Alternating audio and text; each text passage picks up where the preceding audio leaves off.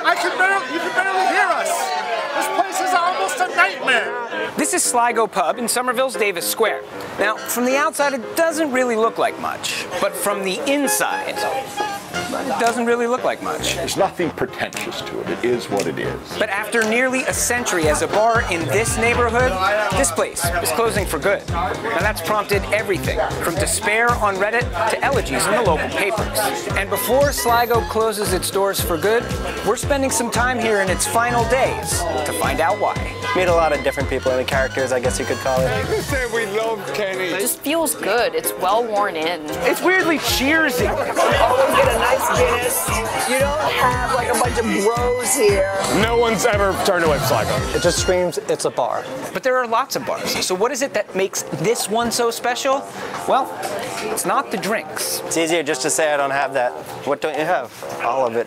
It's not the food, though technically you can eat here. You got the Doritos, you got the bags of chips. They don't really frown that upon bringing in outside food. It is at least in part about the unique look and feel of this small, nearly windowless place where the term hole in the wall truly is an accurate description.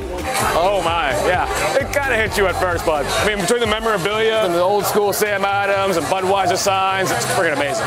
That includes the, shall we say, at least functional bathrooms. We have the smallest men's room and the smallest ladies' room around. The Sligo reach is what I call it, where you got to be holding the door shut with one hand while aiming with the other. There is not much to this space.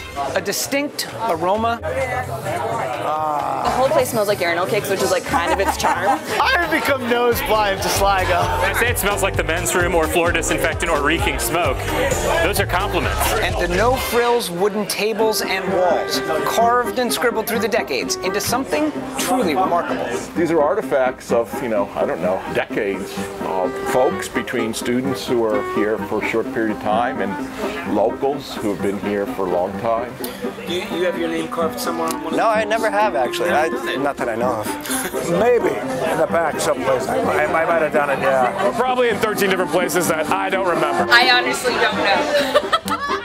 It looks like a Civil War regiment fought over this with their bayonets. We'll do it. All right.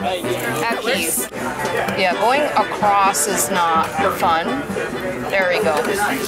You got Evo 23.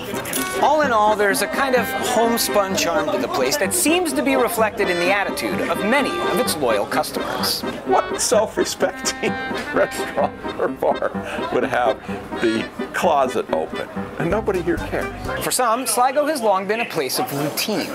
Come in here, have a beer, go to McKinn's, get some meat, have another beer, go across the street, boom, I'm done. Have a couple more beers. For others, a place to mark special occasions. I've seen people come in here after their weddings, which is it's a choice, I guess you could call it. A comfortable place when you're on your own. I know so many women who come and hang out here by themselves. If somebody was being creepy to you, the people here, they have your back. A convenient gathering spot. The bat signal. Sligo bat signal. And that's, it's like bat signals out, who's coming? A measuring stick for potential romantic partners. I took a lot of Tinder dates here.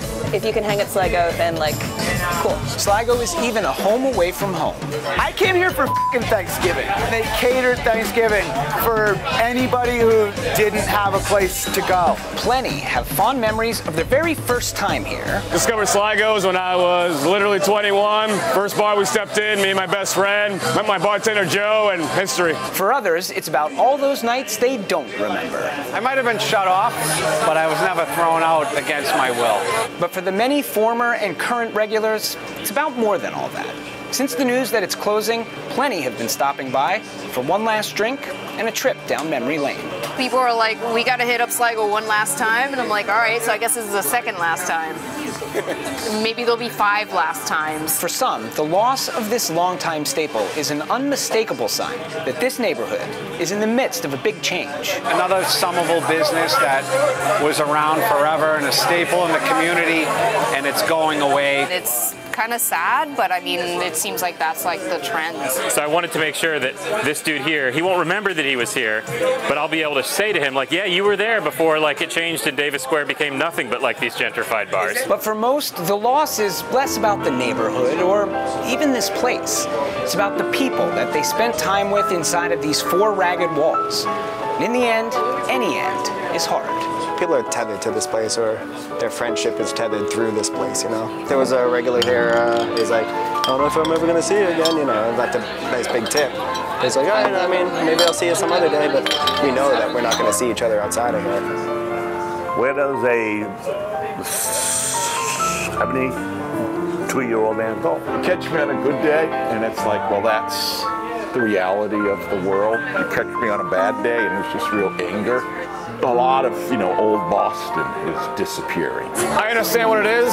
Times are changing for everyone, everywhere, all the time. What are you going to do? Where are you going to go? I don't know. Wherever they go. Wherever that may be, it will never be exactly like it was here, but at least on this Friday night, this is what it looks like. I'm Edgar B. Herwick III. Stay curious out there. Time to go, guys! Boys closed! So, in 1999, the power went out. We had a thunderstorm. Power went out the whole Davis Square. All the lights went out. They lit candles here. Oh, nice. And we sat by candles. Oh. And we still drank. The taps still work because they're not electric. And we were all ready for Y2K because we all said, we can fucking do this. We can do Y2K. Yeah, and that was... We'll come to Sligo. We'll light some candles. We'll be fine. So, just use Sligo.